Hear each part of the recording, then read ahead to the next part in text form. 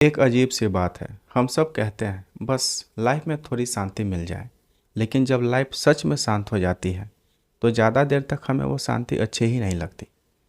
अचानक हम फ़ोन उठाते हैं, सोशल मीडिया खोलते हैं, ब्रेकिंग न्यूज़ देखते हैं, कमेंट्स पढ़ते हैं, किसी कंट्रोवर्सी में घुस जाते हैं या बिना वजह किसी पुरानी प्रॉब्लम के बारे में सोचने लगते हैं और धीरे धीरे हमारा दिमाग फिर से शोर से भर जाता है।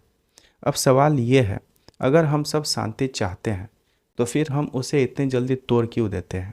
क्या इंसान को सच में ड्रामा पसंद है, या हमारे ब्रेन के अंदर कोई ऐसा मैकेनिज्म है जो हमें बार बार कियोस की तरफ खींचता रहता है?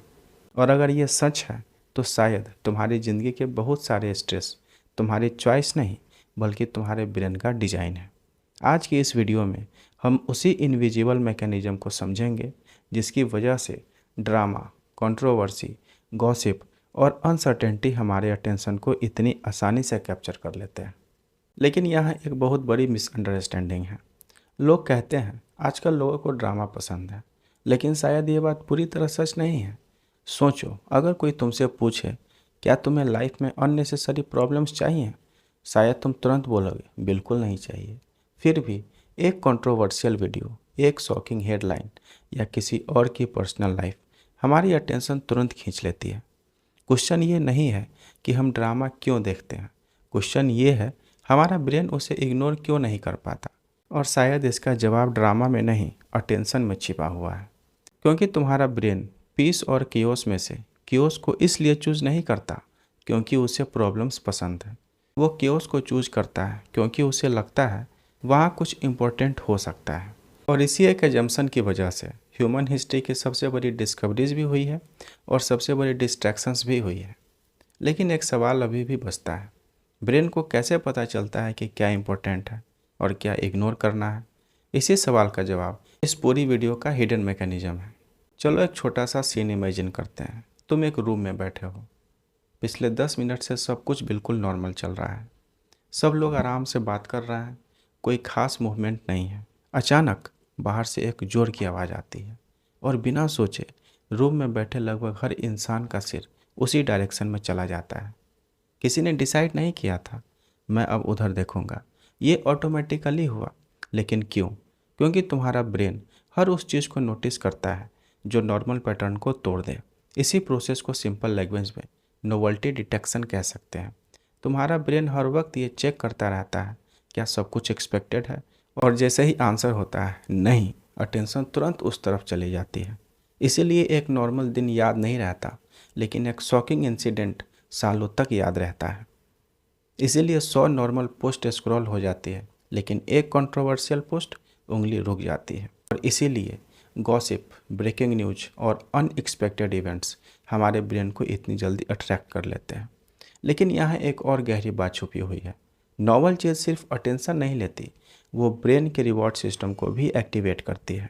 और यहीं से शुरू होती है हमारे ब्रेन की केओस एडिक्शन। लेकिन एक सवाल अभी भी बचता है, अगर नोवेल्टी सिर्फ अटेंशन लेती है तो फिर हम बार बार उसी केओस की तरफ वापस क्यों चले जाते हैं? इसका जवाब ब्रेन के रिवॉर्ड सिस्टम में छिपा हुआ है। अब तक एक बात क्लियर हो गई, तुम्हारा ब्रेन हर उस चीज़ की तरफ अट्रैक्ट होता है जो एक्सपेक्टेड पैटर्न को तोड़ दे। लेकिन सिर्फ अटेंशन से कोई एडिक्शन नहीं बनती, असली कहानी यहाँ से शुरू होती है। सोचो, अगर कोई तुम्हें हर रोज़ एक ही टाइम पर मैसेज भेजे, कुछ दिन बाद तुम्हारा एक्साइटमेंट ऑलमोस्ट ख़त्म हो जाएगा, क्योंकि तुम्हें पता है मैसेज आने ही वाला है। लेकिन अगर वही इंसान कभी रिप्लाई करे, कभी ना करे, कभी 5 मिनट में, कभी 5 घंटे बाद, तो तुम बार बार फ़ोन चेक करोगे। क्यों? क्योंकि तुम मैसेज के पीछे नहीं भाग रहे हैं, तुम अनसर्टेनिटी के पीछे भाग रहे हो। और इसी जगह तुम्हारे ब्रेन का रिवॉर्ड सिस्टम एक्टिवेट होता है।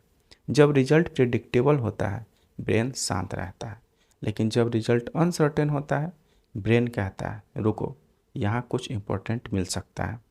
इसी वजह से सोशल मीडिया रिफ्रेश करना, ब्रेकिंग न्यूज़ देखना, ऑनलाइन कमेंट्स पढ़ना या टॉक्सिक रिलेशनशिप से बाहर ना निकल पाना सिर्फ हैबिट नहीं होती, ये सब एक ही मैकेनिज्म का अलग अलग वर्जन है। तुम रिवॉर्ड के एडिक्ट नहीं बनते, तुम पॉसिबिलिटी के एडिक्ट बन जाते हो। और यही वजह है कि केओस सिर्फ तुम्हारी अटेंशन नहीं लेता, वो तुम्हें बार बार अपनी तरफ वापस भी खींचता है। अब शायद तुम सोच रहे होगे ये सब सिर्फ सोशल मीडिया की वजह से होता है, लेकिन ऐसा नहीं है।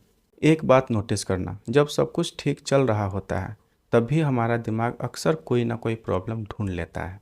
कहीं उसने रिप्लाई लेट तो नहीं किया, बॉस ने आज कम बात क्यों की, कल अगर ये हो गया तो। रियलिटी में कुछ हुआ भी नहीं होता, लेकिन ब्रेन ऑलरेडी पॉसिबिलिटीज़ बनाने लगता है। क्यों?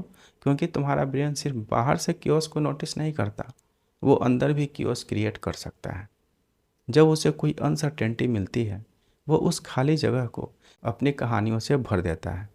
इसीलिए कभी कभी हमारी सबसे बड़ी प्रॉब्लम्स रियलिटी में नहीं होती, वो सिर्फ हमारे प्रिडिक्शन में होती है। और यही वजह है एक छोटी सी अनसर्टेनिटी ओवर थिंकिंग बन जाती है, एक सिंपल डिले एंग्जाइटी बन जाती है, और एक नॉर्मल साइलेंस रिलेशनशिप प्रॉब्लम लगने लगता है। यहाँ तक पहुँचते पहुँचते कियोस सिर्फ दुनिया में नहीं रहता, वो हमारे दिमाग के अंदर घर बना लेता है। अब एक आखिरी सवाल बचता है, अगर ये मैकेनिज्म इतनी ओवर थिंकिंग, इतनी एंग्जाइटी और इतना अननेसेसरी कियोस क्रिएट करता है तो इवोल्यूशन ने इसे बनाया ही क्यों? तो जवाब है, क्योंकि तुम्हारा ब्रेन कभी पीस के लिए डिजाइन ही नहीं हुआ था। उसका पहला ऑब्जेक्टिव था सरवाइव करना। आज से हजारों साल पहले अगर झाड़ियों में अचानक आवाज़ आती थी और किसी ने सोचा शायद हवा होगी, तो हो सकता था वो उसकी आखिरी गलती हो। लेकिन जो इंसान हर अननोन चीज़ को सीरियसली लेता था उसके ज़िंदा बचने के चांसेस ज़्यादा थे। इसलिए इवोल्यूशन ने हमारे ब्रेन को एक लेसन सिखाया, बेटर सेफ देन सॉरी। यानी गलत अलार्म बज जाना अलार्म ना बजने से ज़्यादा सेफ था। और वही सिस्टम आज भी तुम्हारे अंदर चल रहा है, बस जंगल बदल गया है। पहले खतरा बाहर था, आज खतरा अक्सर सिर्फ स्क्रीन पर होता है, लेकिन तुम्हारा ब्रेन दोनों में फ़र्क नहीं करता। इसीलिए एक नोटिफिकेशन, एक नेगेटिव कमेंट, एक अनरीड मैसेज या किसी की ऑकवर्ड साइलेंस तुम्हारे ब्रेन के लिए सिर्फ इन्फॉर्मेशन नहीं होती, वो एक पॉसिबल थ्रेट होती है। और इसी वजह से कभी कभी तुम्हारी लाइफ में सब कुछ ठीक होता है, लेकिन तुम्हारा माइंड फिर भी शांत नहीं होता, क्योंकि उसका काम तुम्हें खुश रखना नहीं है। उसका काम ये इंश्योर करना है कि तुम कोई इम्पोर्टेंट चीज़ मिस ना कर दो। और शायद यही वजह है कि आज की दुनिया में सबसे मुश्किल काम शांति ढूंढना नहीं, शांति को इग्नोर ना करना है। अगर तुम इस पूरी वीडियो से सिर्फ एक बात याद रखो तो वो ये है, तुम्हारा ब्रेन हर उस चीज़ की तरफ खींचेगा जो नई हो, अनसर्टेन हो या इमोशनली इंटेंस हो। ये उसकी गलती नहीं है, ये उसकी प्रोग्रामिंग है। लेकिन इंसान और बाकी जीवों में एक फ़र्क है, हम सिर्फ अपने इंस्टिंक्ट्स के हिसाब से जीने के लिए मजबूर नहीं हैं, हम उन्हें ऑब्जर्व भी कर सकते हैं। शायद असली इंटेलिजेंस ज़्यादा इन्फॉर्मेशन कलेक्ट करना नहीं है, असली इंटेलिजेंस ये पहचानना है कि तुम्हारी अटेंशन को कौन कंट्रोल कर रहा है। अगर हर नोटिफिकेशन, हर कंट्रोवर्सी, हर गॉसिप और हर नेगेटिव थॉट तुम्हारी अटेंशन को बिना परमिशन के चुरा सकता है, तो फिर तुम अपनी लाइफ जी नहीं रहे, तुम सिर्फ रिएक्ट कर रहे हो। और जिस दिन तुमने ये देख लिया कि हर एक्साइटिंग चीज़ इंपॉर्टेंट नहीं होती और हर पीसफुल चीज़ बोरिंग नहीं होती, उस दिन तुम्हारा ब्रेन बदलेगा या नहीं ये मुझे नहीं पता, लेकिन तुम्हारे डिसीजंस ज़रूर बदलने लगेंगे। क्योंकि उस दिन पहली बार तुम सिर्फ अटेंशन देना नहीं, अटेंशन चूज करना सीखोगे। और शायद यही रियल फ्रीडम है। अगर तुम इस टॉपिक को और डीपली समझना चाहते हो तो मैं 2 बुक रिकमेंड करूँगा, Daniel Z Lieberman and Michael E Long. Dopamine और नोवेल्टी की साइकोलॉजी को सिंपल लैंग्वेज में एक्सप्लेन करती है। The expectation effect by David Robson. Brain की प्रिडिक्शन और एक्सपेक्टेशन हमारे बिहेवियर को कैसे शेप करती है।